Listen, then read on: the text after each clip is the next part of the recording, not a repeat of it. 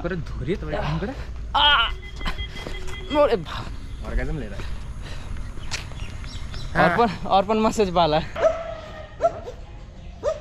Speaker cut गया इसका। तो गाइस फाइनली मेरे पास प्रोडक्ट आ चुका है, तो फटाफट चलो इसका अनबॉक्सिंग कर लेते हैं।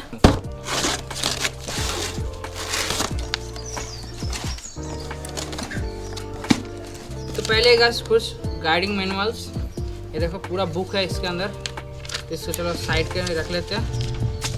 उसके बाद फोम, डायरेक्टली गाइस प्रोडक्ट है इसके अंदर और ज़्यादा कुछ पैकेजिंग इसके अंदर नहीं है। तो ये रहा गाइस प्रोडक्ट। तो मैंने तो पूरा यूट्यूब पे देख लिया इसको कैसे कैसे यूज़ करते हैं। तो चलो अभी नीचे चलते हैं और इसको यूज़ करके दिखाते हैं।